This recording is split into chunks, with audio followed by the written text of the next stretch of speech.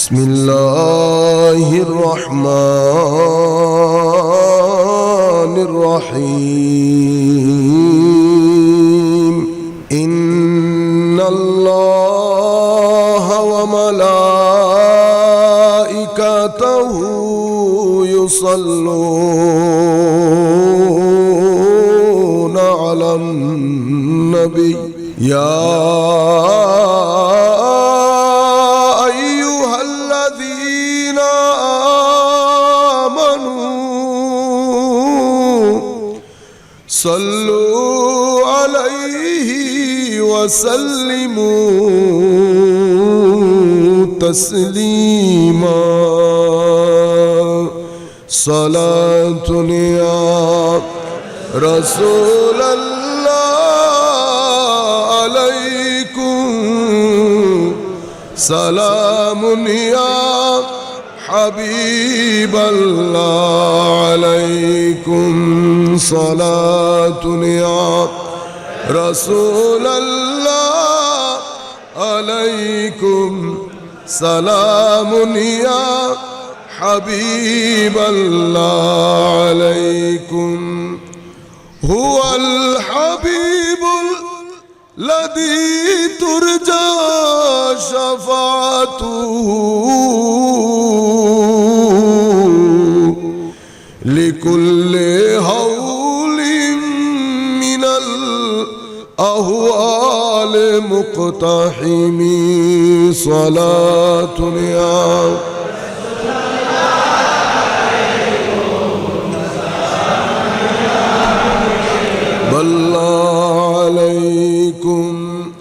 محمد سيد الكونين والثقلين والفريقين من عرب ومن عجم صلاة يا رسول الله عليكم سلام يا حبیب اللہ علیکم تیرے نسل پاک میں ہے بچہ بچہ نور کا تو ہے عین نور تیرا سب گھرانہ نور ہے صلاۃ یا رسول اللہ علیکم سلام یا حبیب اللہ علیکم بسم اللہ الرحمن الرحیم الذین یتبعون الرسول النبی الأمی الذي يجدونه مكتوبا عندهم في التوراة والإنجيل يأمرهم بالمعروف وينهاهم عن المنكر ويحل لهم الطيبات ويحرم عليهم الخبائث ويضع عنهم إصرهم والأغلال التي كانت عليهم صدق الله مولانا العظيم وصدق رسوله النبي الحبيب الكريم ونحن على ذلك من الشاهدين والشاكرين رب صل وسلم وبارك عليه আমি পবিত্র কোরআনের সূরা আরাফের 157 নম্বর আয়াত তিলাওয়াত করেছি আল্লাযীনা ইয়াত্তাবিউনার রাসূলান নাবিয়্যাল উম্মি এখানে তিনটি শব্দ ব্যবহৃত হয়েছে এই তিনটি শব্দ সম্পর্কে কিছু জিনিস আপনাদের সাথে শেয়ার করব যাতে মাকামে মুস্তাফা সাল্লাল্লাহু আলাইহি ওয়াসাল্লাম আমরা বুঝতে পারি মাকামে মুস্তাফা সাল্লাল্লাহু আলাইহি ওয়াসাল্লাম এটা রাসূল পাকের প্রতি মহব্বতের জন্য এই বিষয়ে কিছু মারিফত থাকা জরুরি এই বিষয়ে কিছু মারিফত থাকা জরুরি কেন কারণ মহব্বত হুজুর করিম সাল্লাল্লাহু আলাইহি ওয়াসাল্লাম মহব্বতকে ঈমান বলেছেন মহব্বতকে ঈমান বলেছেন মহব্বত এবং আমল আমল কিন্তু মহব্বত না আমল মহব্বত না আমল আর মহব্বতের সাথে সম্পর্ক পেট এবং পিঠের তবে এই দুইটার মধ্যে গুরুত্বপূর্ণ হচ্ছে মহব্বত, কারণ মহব্বতকে রাসূল পাক সাল্লাল্লাহু আলাইহি ওয়াসাল্লাম ঈমানের জান বলেছেন। আমল ইটসেলফ মহব্বত না, আমল হচ্ছে আপনার স্টেট অফ মাইন্ড, আপনার অন্তরে। এই যে আপনি একটা জিনিসের প্রতি কেন যেন আপনাকে একজনে ধাক্কা দিচ্ছে, ভিতর থেকে আপনি ফিল করছেন, ভিতর থেকে আপনি একটা টান অনুভব করছেন, এই যে টান অনুভব করছেন এটাকে মহব্বত বলে, এটাকে মহব্বত বলে। আমি আপনাকে একটা এক্সাম্পল দিলে বুঝতে পারেন, একেবারে সাদা মাটা এক্সাম্পল। আর মহব্বতের জন্য মারেফত জরুরি, মারেফত ছাড়া, জানা ছাড়া মহব্বত সম্ভব হয় না। শুটকি আছে না, শুটকি চট্টগ্রাম মানুষের কাছে অত্যন্ত প্রিয় একটা জিনিস, কিন্তু আপনারা জানেন রুয়ে জমিনের মধ্যে এরকম বদবুদার দুর্গন্ধযুক্ত জিনিস আছে। শুটকির বেগুন যখন আমরা রান্না করি চট্টগ্রামের ভাষায় আমরা কি বলি, মুরগির মাংস খাওয়ার দরকার নেই, ওইটা আমাকে দেন। একই সাথে যদি পশ্চিমা বিশ্বের কোনো সাদা চামড়ার লোক থাকে আপনার সাথে, তাকে যদি আপনি টাকাও দেন সেটা খাবে কেন? কি জিনিস আপনাকে ওইটার প্রতি টানছে, কি জিনিস তাকে ওইটার প্রতি টানছে না? সে এই তরকারি সম্পর্কে তার কোনো আইডিয়া নাই, সেই জন্য মহব্বত তৈরি হয়। কোনো কিছু তাকে ওই দিকে টানছে না, কিন্তু আমাকে টানছে কেন? আমি ওইটার মারেফত রাখি, ওইটার মারেফত। আমাদের চট্টগ্রামে চিতল পিঠা আছে না, চিতল পিঠা, আমরা চিতল পিঠার রস দিয়ে, চিতল পিঠা মুরগির মাংসের ঝোল দিয়ে খাই না? যারা খান, আমি নিজেই, আমি আই মাইসেলফ, আমার অত্যন্ত পছন্দের একটা জিনিস, কিন্তু বাইরের যে লোক, তাকে যদি আপনি চিতল পিঠা টেবিলের উপর রাখেন, তাকে টাকাও দেন, সে ধরেও দেখবে না, ধরেও দেখবে না। কিন্তু আমি দেখছি, আপনি দেখছেন কেন? কারণ আমার মারেফত আছে, তার মারেফত নাই। আমি আপনাকে মূল পয়েন্ট যেটা বুঝাতে চাচ্ছি, মোহাব্বতের জন্য মারেফত শর্ত, মারেফত, মারেফত ছাড়া মোহাব্বত হয়। আজহার বিশ্ববিদ্যালয়ের যিনি বর্তমানে বড় প্রফেসর ডক্টর উমর হাশেম, আপনারা আমাদের যে একটা ড্রেস আপ গেট আপ থাকে, উনাদের ওই গেট আপ নাই। আমি যদি আপনার পাশে দাঁড় করিয়ে দেই, খতিব সাহেব উনাকে বলবেনও না নামাজ পড়াতে, কিন্তু আমি যদি খতিব সাহেব নামাজে দাঁড়ানোর পরে আমি যদি কানে কানে বলি, আপনার পেছনে যিনি দাঁড়িয়ে আছেন দুনিয়া উনাকে ইমাম বুখারী বলে জামানা, খতিবের দুই পা আর যায় নামাজে ঠিক থাকবে? থাকবে না। এই সামান্য মারেফতে একটা রোগ তৈরি হয়েছে, সামান্য পরিচয়, দুনিয়া উনাকে জামানার ইমাম বুখারী বলে। এতটুকুনের মধ্যে দুই পা জায়নামাজে রাখতে পারছে না। আপনারা, আমি অনেক ইশারা দিয়ে অনেক দূরের কথা বলছি, মানে উনি, ওনার ভিতরে একটা রোগ তারি হয়েছে। এই যে রোগ তারি হয়েছে, এটা মারেফতের কারণে হয়েছে। এখন যদি উনার পরিপূর্ণ মারেফত পেতেন, পরিপূর্ণ মারেফত পেতেন, তো 2 মাইল এরিয়ার মধ্যে থাকতে পারতেন। তো মারেফত মোহাব্বতের জন্য বড় জরুরি। মোহাব্বত হয় যদি মারেফত থাকে। রুয়ে জমিনের মধ্যে সাহাবায়ে কেরাম যেই আন্দাজে মোহাব্বত করেছেন রাসূল করিম সাল্লাল্লাহু আলাইহি ওয়াসাল্লামের, সেটা নবী পাকের পরে কোন সৃষ্টির পক্ষে সম্ভব হবে না। কোন সৃষ্টি আল্লাহর নবীর প্রতি এই মোহাব্বত দেখানো, ইট ইজ অ্যাবাউট ইম্পসিবল। কেন? কারণ মারেফত ছিল। রাসূল পাকের মাকামের মারেফত কুল কায়নাতের চেয়ে সবচেয়ে বেশি ছিল সাহাবায়ে কেরামের। সেই জন্য থু মুবারককেও নিয়ে মুখে লাগিয়ে ফেলতেন। এটা আপনি আর আমি পারবো না। আর এই জড়বাদী যুগে হলে তো কশ্চিন কালেও সম্ভব হতো না।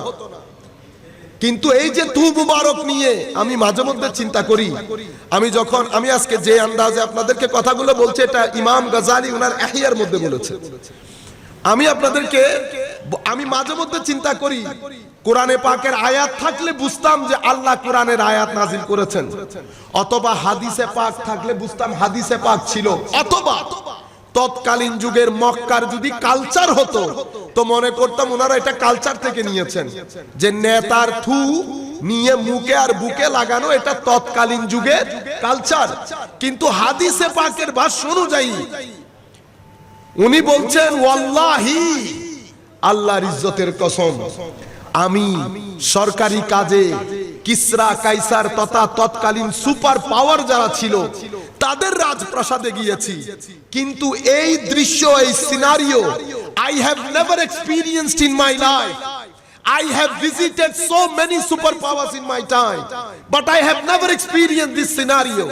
আমি কখনো কোথাও কোনো মানুষকে তাদের নেতাকে এভাবে সম্মান করতে দেখি নাই যেভাবে মুহাম্মদুর রাসূলুল্লাহ সাল্লাল্লাহু আলাইহি ওয়াসাল্লামের গোলামদেরকে দেখেছি। আপনি চিন্তা করে দেখছেন, তার মানে ওই দেশের এটা কালচার ছিল না। কি বলছেন? কো আল্লাহর কসম, মা তানাখামা রাসূলুল্লাহ সাল্লাল্লাহু আলাইহি ওয়াসাল্লাম নুখামাতান। হুজুর করিম সাল্লাল্লাহু আলাইহি ওয়াসাল্লাম যখন নিজের নাক গলা পরিষ্কার করে নুখামা বলেছে, থু বলে নাই, স্পিক না, ইটস নট ইন স্পিক, এটা শ্লেষা যেটাকে বলি, আপনারা বুঝতে পেরেছেন? নাক মুখ পরিষ্কার করে আমার নবী যেটা ফেলছেন সেটা সাহাবায়ে কেরাম হাতে নিয়ে মুখে বুকে লাগাচ্ছেন। হাদিসে পাকের মধ্যে এসেছে ফাদালাকা বিহা ওয়াজহাহু ওয়া জিলদাহু, চেহারা মুবারক সাহাবায়ে কেরামের চেহারা এবং সিনার মধ্যে লাগাচ্ছে। এখন প্রশ্ন হচ্ছে সাহাবায়ে কেরাম এই আন্দাজে মোহাব্বত করতে কে শিখেছেন? হযরত রাসূল করিম সাল্লাল্লাহু আলাইহি ওয়াসাল্লাম হযরত আব্বাস রাদিয়াল্লাহু তাআলা আনহুর ভাইয়ের ছেলে, তো ভাইয়ের ছেলে যখন জিজ্ঞেস করা হচ্ছে আপনি বড় না রাসূল বড়, তো ভাইয়ের ছেলে হিসেবে আপনি আর আমি হলে কি জবাব দিতাম? আপনি আর আমি হলে হযরত আব্বাস রাদিয়াল্লাহু তাআলা আনহুর ভাইয়ের ছেলে। এখন আব্বাস রাদিয়াল্লাহু তাআলা আনহুর প্রতি প্রশ্ন ছিল বয়সে আপনি বড় না রাসূল পাক সাল্লাল্লাহু আলাইহি ওয়াসাল্লাম বড়? আমি মারেফতের কথা বলছি। আপনি দেখেন নরমাল উত্তর কি? নরমাল উত্তর হচ্ছে আমি উনার চেয়ে হয় আমি বড় নতুবা উনি বড়, সিম্পল আনসার। কিন্তু আপনি দেখেন মারেফত যখন হয়, মোহাব্বত যখন হয়, তো মোহাব্বতের বড় আজীব বিষয় হচ্ছে মোহাব্বত তারজে জিন্দেগি, সম্বোধন, রাত, ব্যবহার, আখলাক সব কিছুর মধ্যে একটা বৈপ্লবিক পরিবর্তন সাধন করে। সবচেয়ে বড় বিষয় হচ্ছে তারজে জিন্দেগি পরিবর্তন হয়ে যায়, প্রায়োরিটিস পরিবর্তন হয়ে যায় যখন ভিতরে মোহাব্বত দানা বাঁধে। মোহাব্বত আপনার প্রায়োরিটিকে দুনিয়া থেকে সরিয়ে নিয়ে আখিরাতমুখী করে। মোহাব্বত মানুষকে ভদ্র করে। মোহাব্বত সম্বোধনের তরিকা পর্যন্ত পরিবর্তন করে। আপনি দেখেন সিম্পল প্রশ্ন উত্তর কত ঘুরিয়ে দিচ্ছে দেখেন। কো আনা মুকাদ্দামুন মিনহু ফিল মিলাদ ওয়া হুয়া আকবারু মিন্নি, তার মানে দুনিয়ায় আসতে আমি ওনার আগে এসেছি, বড় তো রাসূল, বড় রাসূল, কিন্তু দুনিয়াতে আসতে আমি একটু আগে চলে এসেছি। আপনারা বুঝতে পেরেছেন? এটা মোহাব্বতের কারণে। এই মোহাব্বত এটা ভিতরের একটা টান। আমল যেগুলা সেটাকে আমরা বলি মাজাহেরে মোহাব্বত। আপনার ভিতরে মোহাব্বত জেগেছে, আপনি যে আমলগুলা করছেন সেটা হচ্ছে সেটার মাধ্যমে আপনার মোহাব্বত প্রকাশ পাচ্ছে, কিন্তু অরিজিনালি ইটসেলফ এটা মোহাব্বত না। আমি একটা এক্সাম্পল দিলে বুঝতে পারবেন। আপনারা সবাই নাতিকে মোহাব্বত করেন, নাতিকে মোহাব্বত করেন, চকলেট দিচ্ছেন, কেউ কিছু বললে তাকে, অন্যকে বকাঝকা করছেন, তাকে সাথে রাখছেন, এগুলা সব আমল, এটা একটা মোহাব্বত না। এগুলা কেন করছেন? কারণ ভিতরে একটা টান অনুভব করছেন। তাইলে মোহাব্বত ইটসেলফ নজরে আসে না, যেটা নজরে আসে সেটা আমল, কিন্তু আমল মোহাব্বত না, আমল মোহাব্বত না। হুজুর করিম সাল্লাল্লাহু আলাইহি ওয়াসাল্লাম এই মোহাব্বতকে ঈমান বলেছেন।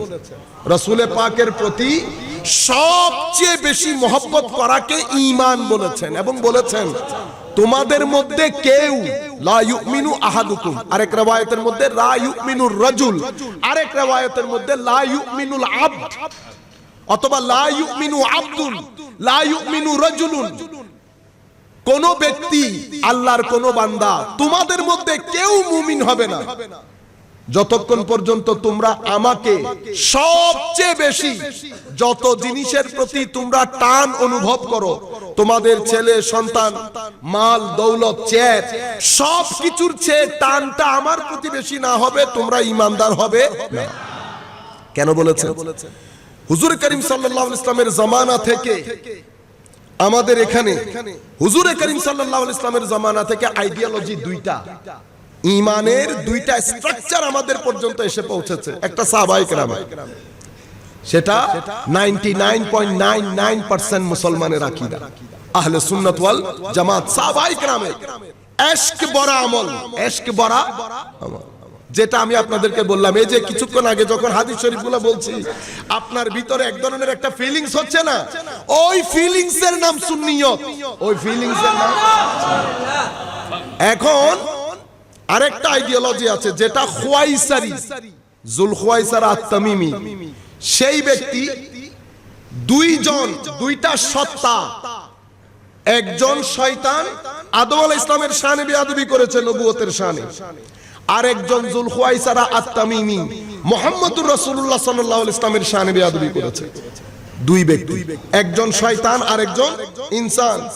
এ বলেছে কি, আল্লাহ রাসূল যখন কিছু স্বর্ণ মুদ্রা চারজন সাহাবায়ে কেরামের মধ্যে বন্টন করে দিলেন, সেই বলল যে ইদিল ইয়া মুহাম্মদ সাল্লাল্লাহু আলাইহি ওয়াসাল্লাম, হে মুহাম্মদ সাল্লাল্লাহু আলাইহি ওয়াসাল্লাম আপনি ইনসাফ করেন, ইনসাফ হয় নাই।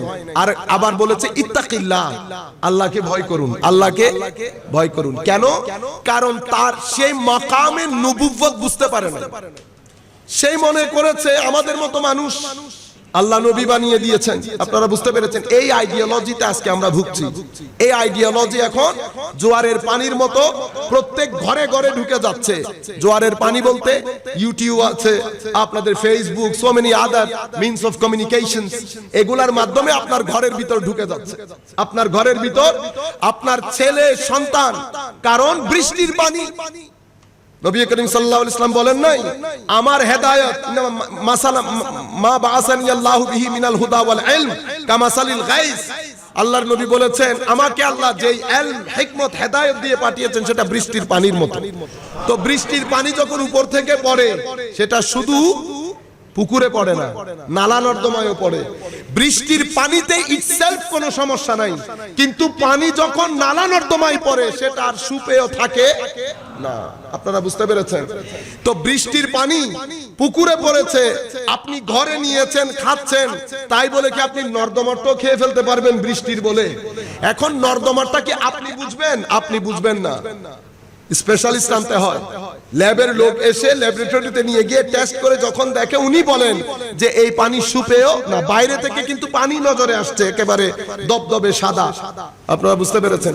এখন বৃষ্টির পানির মতো নর্দমার জিনিসও আমাদের ঘরের ভিতর ঢুকে যাচ্ছে এই আকীদা নিয়ে। অথচ আমার নবী বলেছেন, যখন এই ব্যক্তি এই কথা বলল, রাসূল করিম সাল্লাল্লাহু আলাইহি ওয়াসাল্লাম তার দিকে তাকিয়েছিলেন। কি বলে, কি বলে? ইয়াতিনি খাবরুস সামাই সাবাহান ওয়া মাসাআন। জুল খুয়াইসারা, তুমি আমাকে বলছো ইত্তাকিল্লাহ এদিল? জিবরিল আমিন সকাল সন্ধ্যা ওহী নিয়ে আমার ঘরের চৌখটে দাঁড়িয়ে থাকে। জিবরিল আমিন সকাল সন্ধ্যা মাওলায়ে কারীমের ওহী নিয়ে আমি মুহাম্মদুর রাসূলুল্লাহর চৌখটে দাঁড়িয়ে থাকে। যতক্ষণ পর্যন্ত হুজরায়ে আনোয়ার থেকে পারমিশন না যায়, জিবরিল আমিন চৌখটের ভিতরে এক কদম রাখতে পারে না। সেই রাসূলকে তুমি বলছো?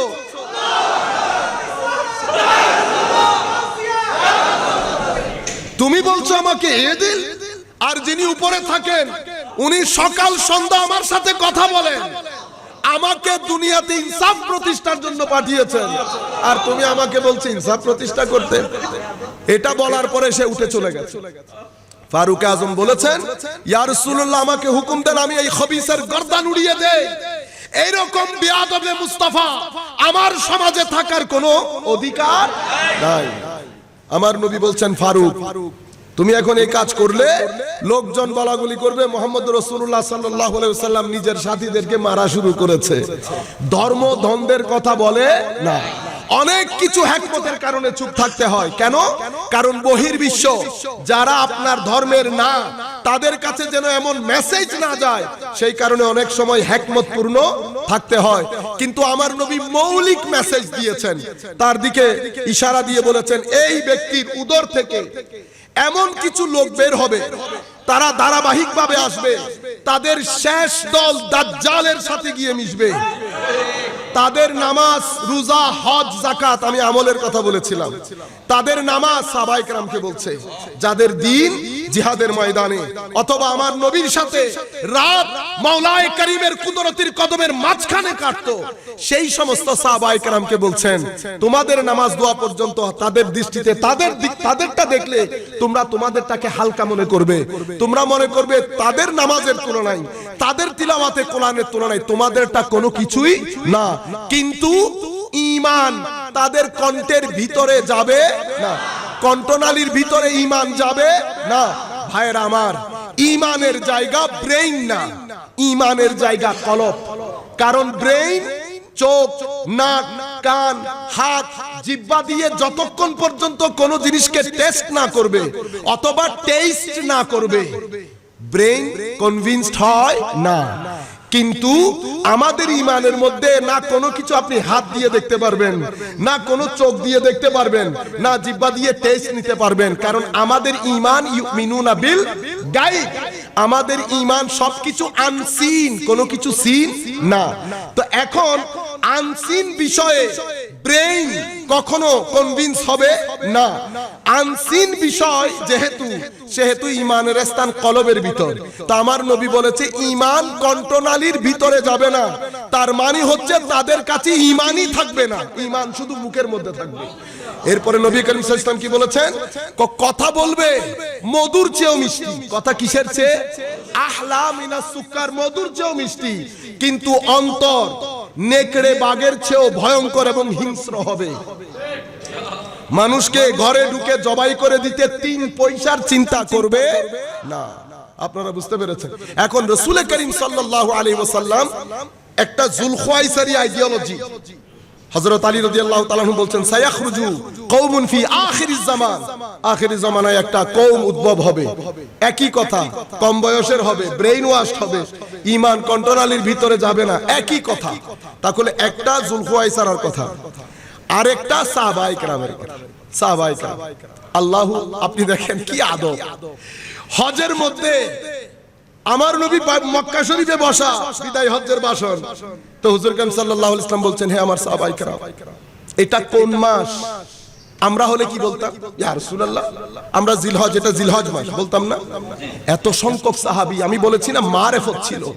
চুপ চুপ চুপ, সমস্ত সাহাবী, হযরত আলীর মতো সাহাবী ওখানে, বাবু মদিনাতে ইলমিন নবী সাল্লাল্লাহু আলাইহি ওয়াসাল্লাম, আমার নবীর ইলমের শহরের দরজা, ফকিহে মিল্লাত আব্দুল্লাহ ইবনে মাসউদ রাদিয়াল্লাহু তাআলা আনহু ছিল, হযরতে মুআজ রাদিয়াল্লাহু তাআলা আনহুর সাহাবী সেখানে। কিন্তু সবাই চুপ, কেউ বলছে না ইয়া রাসূলুল্লাহ এটা জিলহজ মাস। কি বলেছেন? আল্লাহু ওয়া রাসূলুহু আ'লাম, আল্লাহ এবং তার রাসূল ভালো জানেন, আল্লাহ এবং তার রাসূল ভালো জানেন। এটা কোন শহর? সবাই জানে আমরা মক্কা শরীফে, সবাই বলছে চুপচাপ, কেউ কোনো কথা বলছে না। জবাব কি? আল্লাহু ওয়া রাসূলুহু আ'লাম।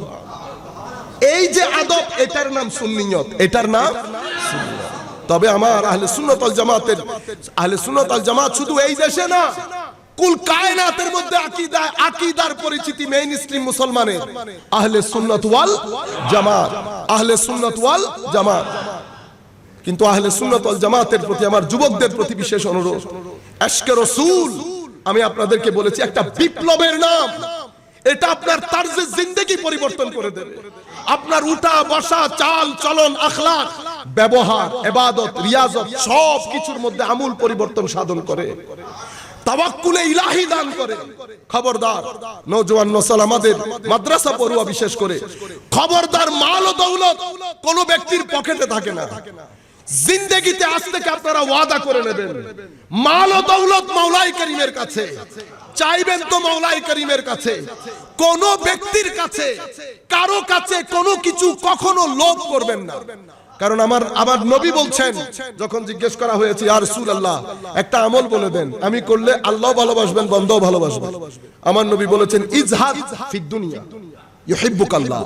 দুনিয়াতে থাকবেন, দুনিয়া ভিতরে রাখবেন না। গাড়িতে চড়বেন, গাড়ি ভিতরে থাকবে না, আল্লাহ ভালোবাসবে। দুনিয়া বিমুখ হওয়া। আর ওয়াজহাদ ফিমা আইদিন নাস, মানুষের পকেটের দিকে তাকাবা না। ইউহিব্বুকান নাস, মানুষ পছন্দ করবে, মানুষ মহব্বত করবে। আপনি 2 টাকার দিকে তাকায়েন না, আপনি বেনিয়াজি ইখতিয়ার করেন। হাত যদি পাততেই হয়, অনেক বেশি কঠিন সমস্যা যদি হয়েও যায়, মুসাল্লার মধ্যে বসতে কি কারো অ্যাপয়েন্টমেন্ট লাগে? কারো অ্যাপয়েন্টমেন্ট লাগে না। আমার সাথে কথা বলতেও কত কিছু হয়, আপনারা 14 বার ফোন তোলেন, ফোন তুলতে পারি না।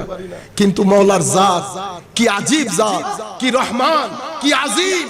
আপনি যখনই ইচ্ছা ওযু করে মুসল্লায় দাঁড়িয়ে ডাক দিলেন, আল্লাহু আকবার, সুবহানাল্লাহ,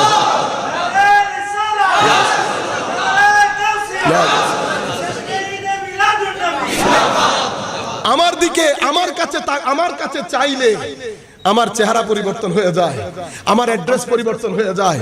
কিন্তু মাওলায়ে করিম যার দরবারে চাইলে আমার আল্লাহ খুশি হয়ে যায়। আপনি চান না চান, প্রত্যেক রাতে আপনাকে জিজ্ঞেস করে কোনো কিছু দরকার আছে কিনা। চাইলে উনার দরবারে চাইবেন। মাদ্রাসায় যারা পড়েন, বিশেষ করে মাদ্রাসার ছেলেদেরকে বলছি, আমাদের পার্সোনালিটি ডেভেলপ করা দরকার। আমাদের পার্সোনালিটির মধ্যে যদি ডেভেলপমেন্ট না আসে, আমাদের চরিত্রের মধ্যে ডেভেলপমেন্ট না আসলে, আমাদের লেখা পড়া, স্টাডি, রিসার্চের মধ্যে ডেভেলপমেন্ট না আসলে দ্বীনের খেদমত করা সম্ভব হবে না। আপনি হক কথা বলতে পারবেন না।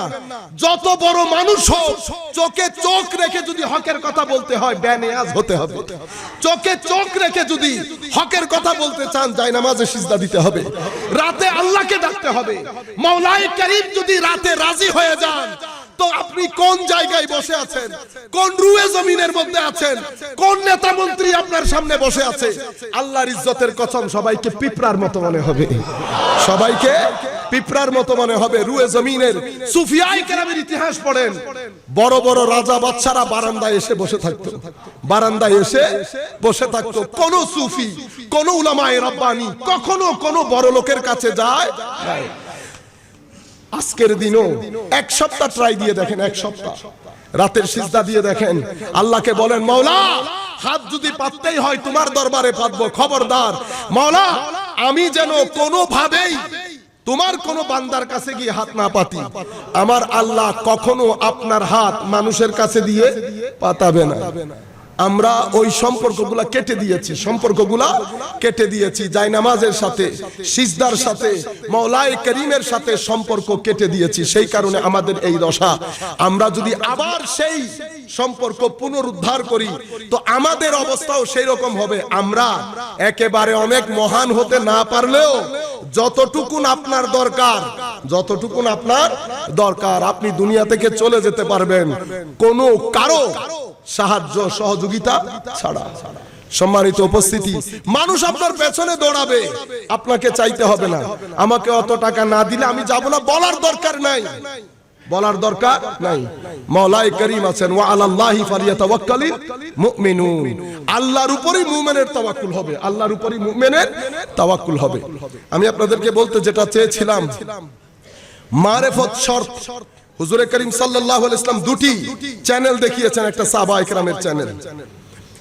এই মারিফত ছাড়া মোহাব্বত নসিব হয় না। এখন আমাদের এখানে দেখেন জুলখওয়াইসারি আছে না, জুলখওয়াইসারি আজকে বর্তমানে আনাচে কানাচে দেখেন, এটা এই আইডিওলজিটা সমাজের রন্ধ্রে রন্ধ্রে ঢুকে যাচ্ছে না। আমাদের প্রত্যেক এই কারণে, আমি যখন ওই হাদিসটা পড়তাম আমার বুঝে আসতো না। বুখারী মুসলিম শরীফের রিওয়ায়াত, ইন্নাল ঈমান লা ইয়ারিজু ইলাল মাদিনা কামা তারিজুল হাইয়াতু ইলা জুহরিহা। ঈমান পুরা পৃথিবী থেকে দৌড়ে পলায়ন করে মদিনা শরীফ চলে যাবে, মদিনা শরীফ চলে যাবে। যেভাবে সাপ নিজেকে বাঁচানোর জন্য গর্তে ঢুকে পড়ে, যেভাবে সাপ নিজেকে বাঁচানোর জন্য গর্তে ঢুকে পড়ে, সেইভাবে ঈমান পুরা পৃথিবী থেকে পলায়ন করে মদিনা শরীফ চলে যাবে।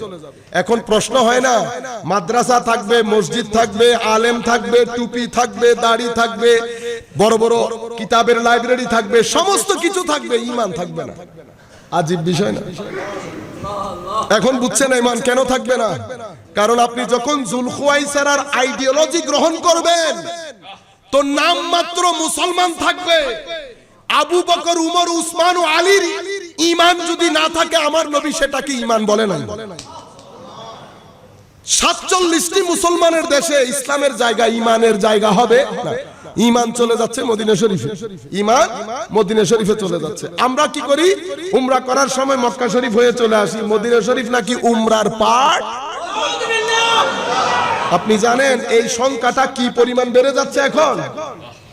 উমরা আমাকে বলেছে, আমি 3বার বলেছে 3বার উমরা করতে গিয়েছি, but I didn't visit Medina শরীফ। কেন?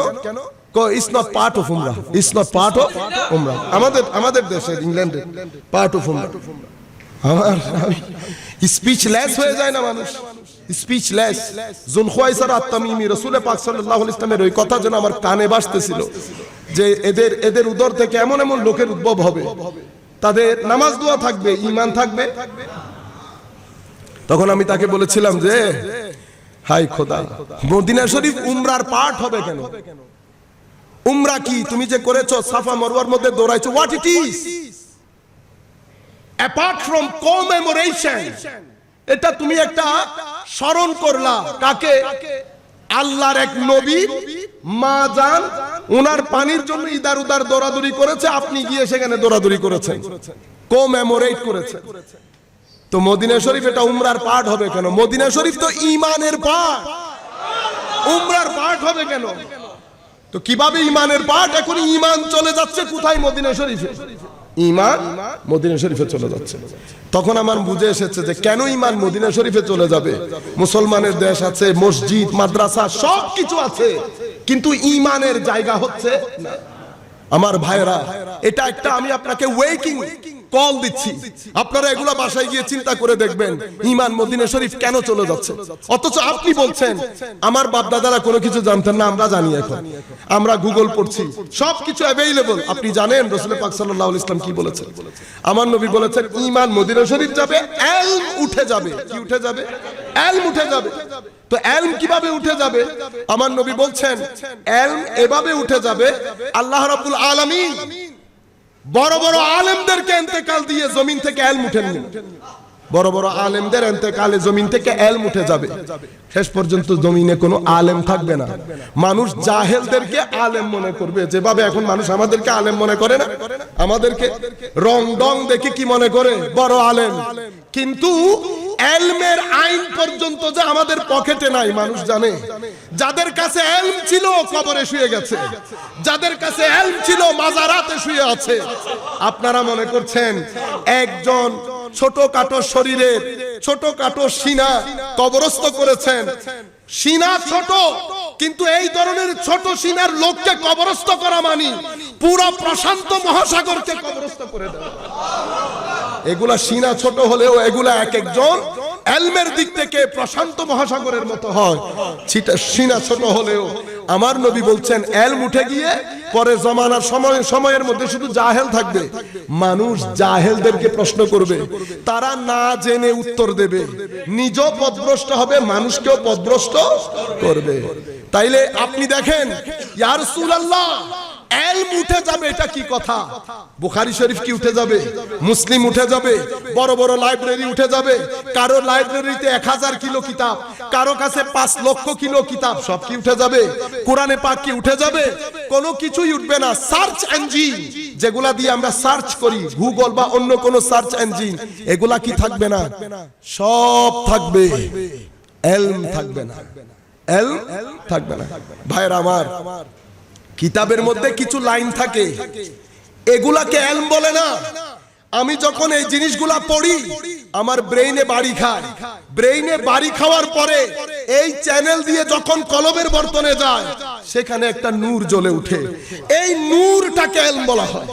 এই নূরটাকে ইলম বলা হয়। এই নূর যখন জ্বলে ওঠে, এটা যখন আরো বাড়তে থাকে, এটা এমন প্রজ্বলন করে আপনার ভিতরকে, মানুষ মাটির হয়, ভিতর নূরানি হয়। এটাকে ইলম বলে, এটাকে ইলম বলে। সম্মানিত উপস্থিতি, আল্লাহ রাব্বুল আলামিন নবুয়তকেও ইলম বলেছেন। কাকে? নবুয়ত। ভেলায়তকেও পবিত্র কোরআনের মধ্যে ইলম বলেছেন। তাইলে নবুয়ত ইলমের নাম, ভেলায়ত ইলমের নাম। তো নবুয়ত এবং ভেলায়ত দুইটার মধ্যে কোনো তুলনা নাই। নবুয়ত আল্লাহ রাব্বুল আলামিনের একটা স্পেশাল গিফট, একটা স্পেশাল গিফট। আল্লাহ নিজে ইচ্ছে করে আল্লাহর বান্দাদের মধ্য থেকে কিছু সিনা বেছে নেন, সিনা। সেই সিনাগুলোকে খুলে দিয়ে আল্লাহ নিজের মারেফত দিয়ে ভরপুর করে দেন, নিজের মারেফত দিয়ে ভরপুর করে দেন। সেই মারেফত পূর্ণ মানুষ, সেই মারেফত পূর্ণ নূরানি বশরগুলোকে আমরা নবী বলি, আমরা নবী বলি। নবী মানুষের সাথে নবীর কোনো সম্পর্ক নাই। নবী আল্লাহ থেকে গ্রহণ করেন, আমার আল্লাহ ইচ্ছে করে দিতে থাকেন, দিতে থাকেন, দিতে থাকেন। নবী নিতে নিতে নবীর মারেফতের সমুদ্রকে প্রশান্ত মহাসাগর বানিয়ে ফেলেন। সেই জন্য নবুয়তের মর্যাদা অনেক উপরে, নবুয়তের মর্যাদা অনেক উপরে। এখন এই নবীকে যখন আল্লাহ বলেন যে এখন আপনি আপনার ওই নূরানি সিনা থেকে যেই মারেফত দান করেছি সেখান থেকে কিছু জিনিস আপনার উম্মত আমার বান্দাদের সাথে শেয়ার করেন, তো সেখান থেকে কিছু মারেফত যখন নবী নবীর উম্মতের সাথে শেয়ার করেন, সেই নবীকে আমরা রাসূল বলি। কি বলি? রাসূল। তাইলে রাসূলের সাথে, রাসূলের এক হাত দিয়ে আল্লাহ রাব্বুল আলামিনের কাছ থেকে নেন, আর এক হাত দিয়ে সৃষ্টির মধ্যে বন্টন করেন, এটাকে রাসূল বলে। আর নবী বন্টন করেন না, নেন আর হজম করেন, নেন আর হজম করেন, সেখানে কোনো মানুষ থাকে না। সেই কারণে আমার নবীর ক্ষেত্রে কি বলেছেন? ইন্নাল্লাহা ওয়া মালাইকাতাহু ইউসাল্লুনা আলান নবী। নবী বলেছেন, রাসূল বলেন নাই। কেন? কারণ রাসূলের জন্য মানুষ শর্ত, অর্থাৎ আপনি নিয়ে মানুষকে দেবেন। তো আমার নবী রাসূল হয়েছে কখন? যখন মানুষকে দেওয়া শুরু করেছে। সেই কারণে নবীকে বানানো, নবী তো নবী, আগ থেকেই নবী। সেই কারণে নবীর ক্ষেত্রে শব্দ বলা হয় প্রেরণ করেছি, উত্থান ঘটিয়েছি। কেন? নবী আগ থেকে সেখানে থাকেন। এর পরবর্তীতে মানুষের সাথে আল্লাহ পরিচয় করিয়ে দেন। নতুবা নবীর রং ঢং, আমার নবী ছোটবেলায় যখন ওনার চাচা আবু তালেবের সাথে বিজনেস ট্রিপের মধ্যে গিয়েছেন, তো বুহাইরা রাহেব দেখে বলেন নাই যে উনি নবী। তো নবী যিনি হন, এখন আমাদের এখানে আমরা বলি, মুসলমানদের সন্তানরা বলি 40 বছর পরে নবী হয়েছেন, 40 বছর পরে তো নবী হয়েছেন না। 40 বছর পরে যদি নবী বলি, তো আলমে আরওয়ার মধ্যে আল্লাহ বলছেন ওয়াইজ আখাযাল্লাহু মিসাকান নাবিয়্যিন লামা আতাইতুকুম মিন কিতাবিন ওয়া হিকমা। আল্লাহ আলমে আরওয়ার মধ্যে সমস্ত নবীদের থেকে ওয়াদা নিয়েছেন, পরিচয় করে দিয়েছেন হাইট অফ মুহাম্মদুর রাসূলুল্লাহ সাল্লাল্লাহু আলাইহি ওয়াসাল্লাম। আমার নবীর হাইট, নবী পাকের মাকাম, নবী পাকের নবুয়তের মার্তাবা, নবী পাকের নবুয়তের স্ট্যাটাস। নতুবা আপনি যদি নরমালি চিন্তা করে দেখেন, ওই মিটিংটার কোনো প্রয়োজন ছিল না। কারণ নবী তো কোন নবীর যুগে আসবেন না, আবার কোন নবীও আমার নবীর যুগে আসবেন না। কিন্তু আমার নবী সৃষ্টিকে সমস্ত নবীদেরকে মুহাম্মদুর রাসূলুল্লাহ সাল্লাল্লাহু আলাইহি ওয়াসাল্লামের শান, মান, আজমত, মাকাম, মার্তাবা, height of prophecy, height of prophethood, ওনাকে যে আল্লাহ রাব্বুল আলামিন নবুয়ত দান করেছেন, সেটার হাইট বোঝানোর জন্য সমস্ত নবীদেরকে একত্রিত করে কি বলেছেন? ওনার সাথে পরিচিত হও, ইনার সাথে পরিচিত হও। উনার নবুয়ত মেনে নিলে তোমরা নবী, নতুবা কারো নবুয়ত গ্রহণযোগ্য হবে। সেই কারণে আজকের বাইবেলের মধ্যে আছে, আজকের বাইবেলও আপনারা পাবেন। হযরত ইয়াহিয়া আলাইহিস সালাম বলছেন, বাইবেলের কোটেশন, যে তোমাদের পরে, আমাদের পরে একজন নবীর আগমন হবে, আমি ওই নবীর গোলাম হওয়ার যোগ্য। I am not worth of being slave of him. আমি উনার গোলাম হওয়ার যোগ্যতাও রাখি না। ইভেন উনার জুতার ফিতা বাঁধার যোগ্যতাও আমি ইয়াহিয়া আলাইহিস সালামের নেই। এটা আজকের বাইবেলও আছে। এরপরে হযরত ঈসা আলাইহিস সালামের কোটেশন বাইবেলের মধ্যে, আমি এটা কোটেশন আকারে আপনাদেরকে বলছি। কি বলেছেন হযরত ঈসা আলাইহিস সালাম? সবাই একজনের ডঙ্কা বাজায়, সবাই শুধু একজনের কথা বলছে, আসছে আসছে, কিছুদিন পরে আসবেন, একজন আসবেন, একজন আসবেন, উনি এরকম হবেন, উনি ওইরকম হবেন। হযরত ঈসা আলাইহিস সালাম বলছেন একজন আসছেন, যিনি আসবেন আমি উনার জুতার ফিতা বাঁধারও যোগ্য নই। আপনারা চিন্তা করতে পারবেন নবুয়তের মাকাম আজকে আমরা কোথায় নিয়ে এসে বসে গেছি। মোহাব্বত এবং ইশক যে অন্তরে ঢুকবে সেই ছেলে কখনো উগ্র হতে পারবে না। আমাদের এত ভয় কেন, আমরা এত শঙ্কিত কেন? কারণ যুলখুয়াইসার আত-তামিমির আইডিওলজি আমাদের ছেলেদেরকে উগ্র করে ফেলে। ছেলেরা যখন উগ্র হবে তো ধর্মের রাস্তা বন্ধ হয়ে যাবে। আমরা যারা টুকটাক কাজ করি আমাদের পক্ষে দ্বীনের দাওয়াত দেওয়া সম্ভব হবে না। উন্নত বিশ্ব বলবে এরা সভ্য সমাজে বসবাসের যোগ্য না, এরা মানুষের সাথে ইন্টিগ্রেট করে না, এরা মানুষকে মানুষ মনে করে না, শত্রুতা পোষণ করে, এরা কখনো সভ্য সমাজে থাকার যোগ্য নয়। কাজেই সেই কারণে নতুবা আপনি আপনার আইডিওলজি নিয়ে বসে থাকেন। আমাদের, আমি গতবারও বলেছি, আমাদের হাত তোলা নামা আমিন জোরে বলা এগুলা নিয়ে কোনো সমস্যা উম্মতে মুসলিমার ছিল না, এখনো নেই। আমাদের মৌলিক সমস্যা হচ্ছে আদব হুব্বে মুস্তাফা সাল্লাল্লাহু আলাইহি। বুখারী মুসলিম শরীফ থেকে আপনারাও বলেন, আপনারা যেখান থেকে দিনগুলা শিখেন তাদেরকে বলেন বুখারী মুসলিম শরীফ থেকে এই হাদিসগুলা বলতে। অতঃপর আমরা যেখানে বলবেন সেখানে গিয়ে আপনাদের সাথে আমিন বলবো। আমিন বলাতে কোনো সমস্যা নাই। আমার নবী বলেছেন, সেই কারণে অনেক মাযহাব সেটাকে অনুসরণ করছে। কিছু সময় আমার নবী বলেন নাই, আমাদের মাযহাব মনে করেছে বলেন নাই যেটা সেটাই নবী পাকের সবচেয়ে পছন্দের। আমাদের মাযহাবের ইমাম সেটা গ্রহণ করেছেন। অন্য মাযহাবের ইমাম মনে করেছেন না, যেহেতু বলেছেন বলাটাই নবীর সবচেয়ে পছন্দের, সেই হেতু উনি ওই মাযহাব অনুযায়ী গিয়েছেন। আল্লাহ কি করেছেন, আমার নবী যেহেতু দুটোটা করেছেন, দুই মাযহাব দিয়ে দুইটাই প্র্যাকটিস করাচ্ছেন, কাল কিয়ামত পর্যন্ত মানুষ করতে থাকবে। যেটা আমার নবী একবার করেছে আমার আল্লাহ সেটাকে জায়া যাইতে দেয় নাই, বৃথা যাইতে দেয় নাই। সেই কারণে এই উগ্রতার কারণে আমাদের মৌলিক সমস্যা, যে সমস্যায় আমাদের ছেলেরা পড়েছে। এখন আপনি দেখেন কি দিন আমরা প্রচার করছি। ছেলেরা বুয়েট ছেড়ে দিচ্ছে, ছেলেরা ঢাকা বিশ্ববিদ্যালয়ের ভালো ভালো সাবজেক্ট ছেড়ে দিচ্ছে। তারা লেখাপড়া না করে কোথায় গিয়েছে? দাওয়াতের কাজে বের হয়েছে। আপনারা চিন্তা করতে পারবেন তো দাওয়াতের কাজে এত অসংখ্য সাহাবায়ে কেরাম সবাই কি ইলমে হাদিসের খেদমত করেছেন? যদি সবাই ইলমে হাদিস ইলমে ফিকহের খেদমত করে থাকেন, আপনারা জানেন সাহাবায়ে কেরামের মধ্যে কয়জন সাহাবী ফতোয়া দিয়েছেন? সামান্য সংখ্যক 7 থেকে 8 জন সাহাবী সবচেয়ে বেশি ফতোয়া দিয়েছেন। মধ্যম ফতোয়া দিয়েছেন তাও 22 বা 23 জনের মতো সাহাবী।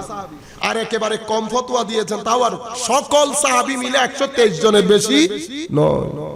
এত লক্ষাধিক সাহাবী সাহাবায়ে কেরামের মধ্যে সবাইকে এক কাজ করতে আল্লাহ জমিনে পাঠান নাই। আপনার দাওয়াত হচ্ছে আপনি যেই ভালো সাবজেক্টটা পড়ছেন সেটা পড়েন, সেটাতে ভালো করেন, সেটাতে গবেষণা করেন, গবেষণা করে আমাদের সমাজকে দেন, আমরা যাতে উপকৃত হতে পারি। এটা আপনার দাওয়াত, এটা আপনার দাওয়াত। সালাতুন ইয়া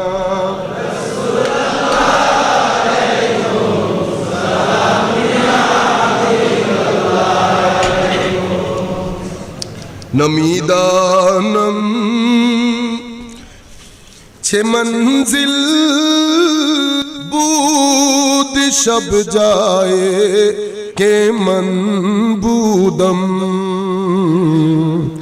बाहर सो रक्स बिस्मिल बूद शब जाए के मन बूदम सलातुन या अलैकुम सलामुन या हबीबल्लाह अलैकुम আল্লাযীনা ইয়াত্তাবিউনার রাসূল। আগে আয়াতে কি এসেছে? রাসূল। তো হুজুরে করিম সাল্লাল্লাহু আলাইহি ওয়াসাল্লামের ব্যাপারে বলেছেন যারা রাসূলকে অনুসরণ করে। কারণ নবীকে আপনি অনুসরণ করতে পারবেন না। কেন? কারণ নবুয়ত বিষয়টা আল্লাহ আর আল্লাহর ওই খাস বান্দার মাঝে, আল্লাহ আর আল্লাহর ওই খাস বান্দার মাঝে, উনি কোনো কিছু প্রচার করেন না। সেই কারণে নবীর অনুসরণ হয় না, অনুসরণ হয় রসুলের। সেই কারণে রসুল শব্দটি আগে এসেছে, রসুল শব্দটি আগে এসেছে। এরপরে বলছে আল্লাযিনা ইয়াত্তাবিউনার রাসূল, অতঃপর বলেছে নবী। অতঃপর কি বলেছে? নবী। এখন প্রশ্ন হচ্ছে আল্লাহ আল্লাযিনা ইয়াত্তাবিউনার রাসূল পর্যন্ত ঠিক আছে, আবার নবী বলার দরকার কি ছিল?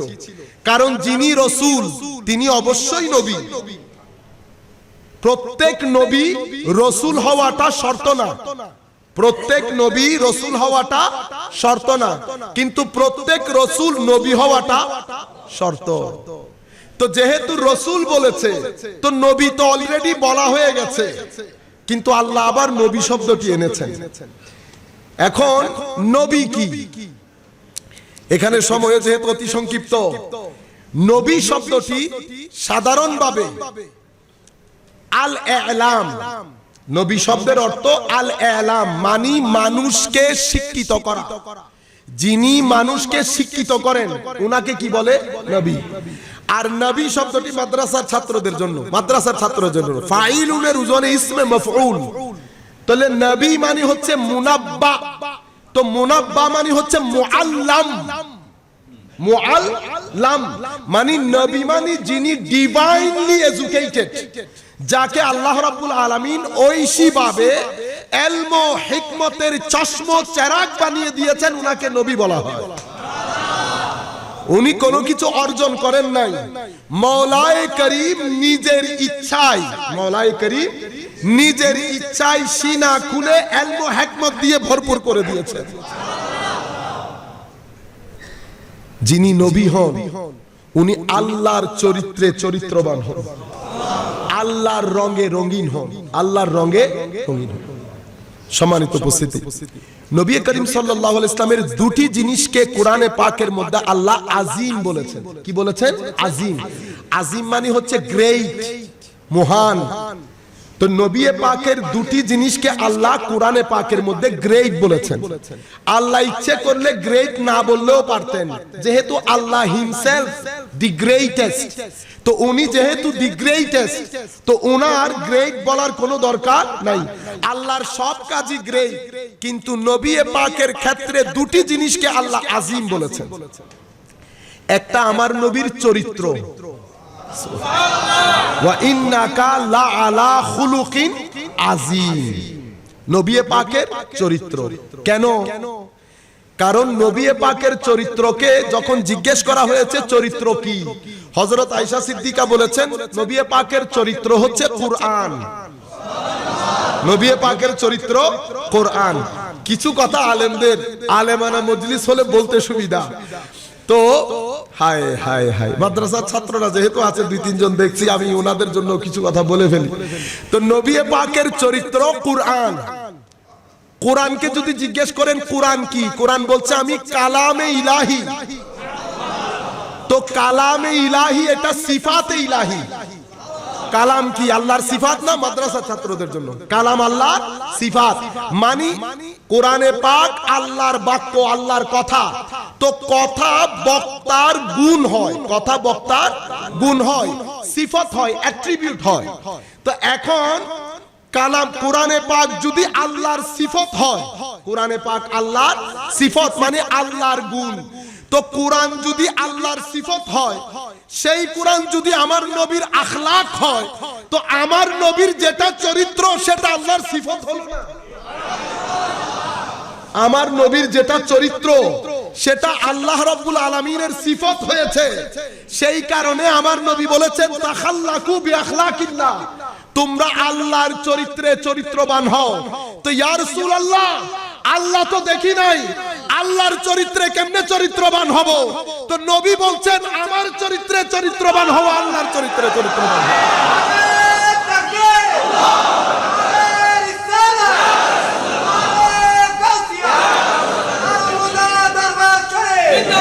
রাসূল করিম সাল্লাল্লাহু আলাইহি ওয়াসাল্লামের চরিত্রে চরিত্রবান হওয়া এটাই সিবগাতুল্লাহ।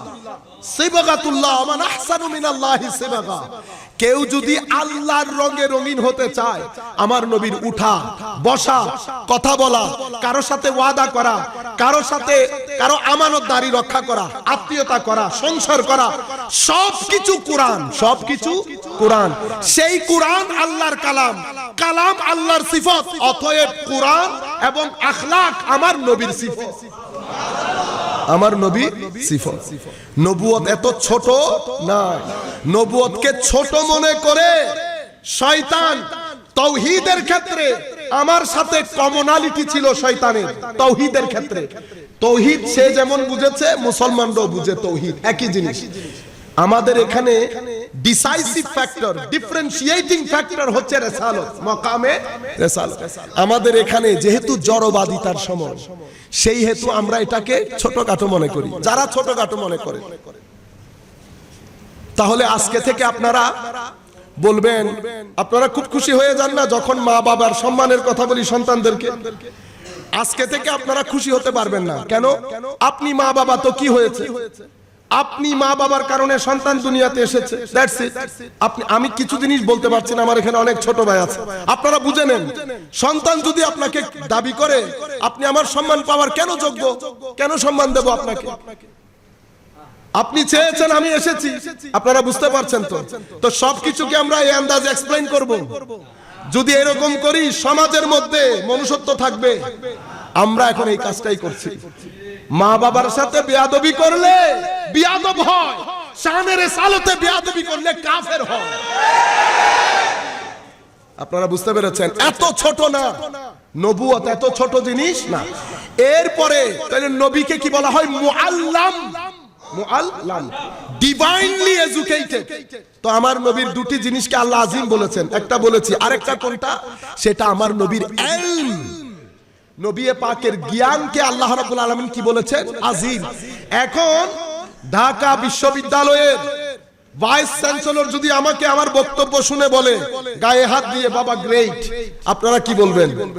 দারুণ, কারণ বড় লোক বলেছেন। এবার হার্ভার্ড বিশ্ববিদ্যালয়ের চ্যান্সেলর যদি আমাকে পাশে বসিয়ে রেখে আপনাদের সাথে পরিচয় করিয়ে দেয় যে one of the greatest personality in this world, পৃথিবীর বর্তমানে সবচেয়ে বড় জ্ঞানী, আপনারা কিভাবে নেবেন?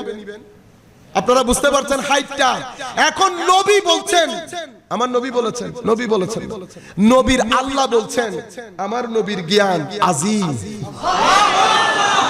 আমার নবীর জ্ঞান আজিম। আর আপনি ওয়াজের মধ্যে বলছেন আমার নবী এবিসি পড়তে পারতেন না। আল্লাহ আপনাদের এলমের মুখে আমরা থুতু নিক্ষেপ করি। সম্মানিত উপস্থিতি, ভাইরাল হওয়া বড় কিছু না। ভাইরাল লাখ কোটি টাকা আসলে 10-12 গ্রুপ 10-12 দেশে বসে যদি ভিডিও পোস্টিং করে তো ভাইরাল হওয়া যায়। আসেন, অতি ভাইরাল যারা হয়েছেন, যেই কোনো একটা বিষয় নির্ধারণ করেন, একই বিষয়ে আপনি 1 ঘন্টা বক্তব্য রাখেন, আমরা গরিবদেরকে 1 ঘন্টা বক্তব্য দিতে দেন। দুনিয়া বিচার করবে ভাইরাল বক্তা কেমন আর আমরা কেমন।